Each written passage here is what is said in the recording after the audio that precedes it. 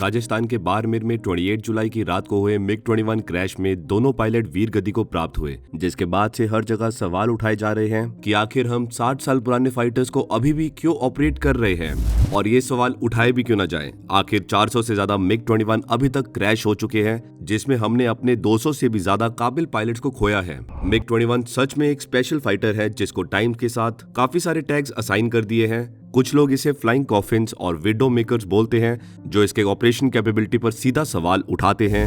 वहीं कुछ लोग इसे फाइटर जेट्स का AK-47 बोलते हैं, जिसने पास में हर बार अपनी परफॉर्मेंस से पूरे वर्ल्ड को शॉक किया है, फिर चाहे वो वॉर हो या कोई एक्सरसाइज। मिग-21 को AK-47 का टैग इसलिए भी दिया गया है क्योंकि ये world's most produce supersonic fighter jet है, जिसके डिफरेंट वेरिएंट्स के करीब 11,500 यूनिट्स प्रोड्यूस किए गए हैं और इनको 60 प्लस कंट्रीज की एयरफोर्स ने यूज किया है।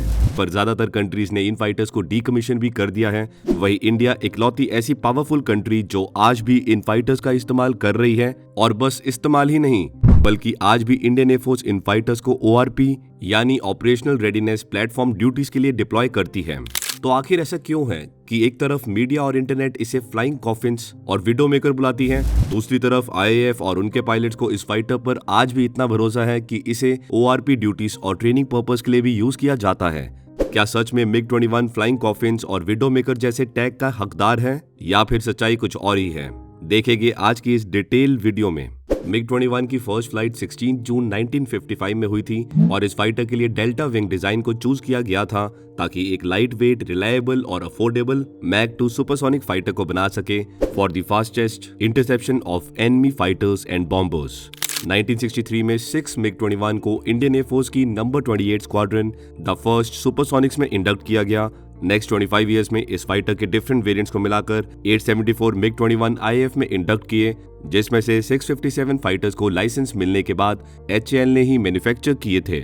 हमें ये समझना होगा कि IAF द्वारा करंटली यूज किए जा रहे मिग-21 वो फाइटर नहीं है जिन्हें अर्ली 1960s में इंडक्ट किया गया था। दरअसल मिग-21 के कई वेरिएंट IAF ने ऑपरेट किए हैं, जैसे मिग-21 FL, मिग-21 M, मिग-21 बाइस और मिग-21 बाइसन। और इन सभी में से मिग-21 FL वो वेरिएंट है जिसे 1960s में इंडक्ट किया गया था और इन वेरिएंट को 50 इयर्स की सर्विस कंप्लीट होने पर 2013 में फेज्ड आउट भी कर दिया गया है। IAF की रिक्वायरमेंट को देखते हुए HAL ने दूसरी कंट्रीज के साथ मिलकर मिग-21 में कई मॉडिफिकेशन किए हैं, इसलिए इसका डिजाइन और एयरफ्रेम भले ही पुराना हो, पर ये इक्विप्ड है with modern equipments and sensors. Doctor Shiv Shastri द्वारा कंपाइल्ड डाटा को स्टडी करके ये साफ देखा जा सकता है कि IAF के पास क्योंकि इतने ज्यादा मिग-21 हैं, जिसके कारण इनका क्रैश रेट काफी ज्यादा लगता है।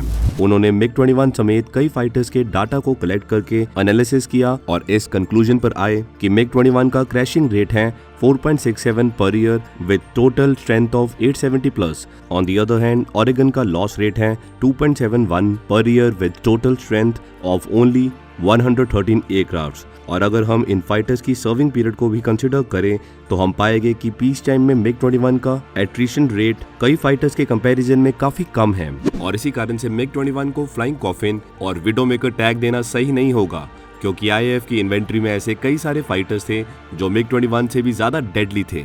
पर इन डाटा और एनालिसिस को देखकर हम इस फैक्ट को बिल्कुल इग्नोर नहीं कर सकते हैं कि हमने अभी तक 400 प्लस मिग-21 क्रैश में अपने 200 से भी ज्यादा पायलट्स और कई सिविलियंस भी खोए हैं। और सच में अब IAF को इन लेजेंडरी फाइटर्स को रिप्लेस करने की जरूरत है। चलिए अब कुछ उन रीजंस को भी देखते हैं जिसके कारण IAF ने अपने इतने सारे मिग-21 खोए हैं। दरअसल मिग-21 को IAF ने इंडक्ट किया था फॉर इंटरसेप्शन रोल, पर बाद में IAF ने इन फाइटर को सभी पॉसिबल रोल्स के लिए एक्सटेंसिवली यूज किया, including air defence, ground attack, close air support, photo recce and lead in fighter training. और इसी कारण से मिग-21 IAF का कई सालों तक बैकबोन बना रहा, जिसकी एक पॉइंट ऑफ टाइम पर 24 स्क्वाड्रन हो गई थी with highest number of flying hours. अब बात साफ है, अगर किसी फाइटर को इतना एक्सटेंसिवली यूज किया गया है तो उसे टाइम से रिटायर कर देना चाहिए, पर LCA प्रोग्राम में डिले के कारण इन फाइटर्स को 2000 में बाइसन में अपग्रेड किया गया। इसके अलावा एडवांस जेट ट्रेनर्स के इंडक्शन में भी डिले के कारण सुपरसोनिक मिग-21 को 1980s, 1990s और अर्ली 2000s में पायलट्स को ट्रेनिंग देने के लिए यूज किया जाने लगा, जबकि ये कोई ट्रेनर फाइटर नहीं है। और एक ऑफिशियल्स के अकॉर्डिंग मिग-21 के एक्सीडेंट रेट इस पीरियड में काफी इंक्रीज हो गए थे, जिसको एक डाटा से वेरीफाई किया जा सकता है।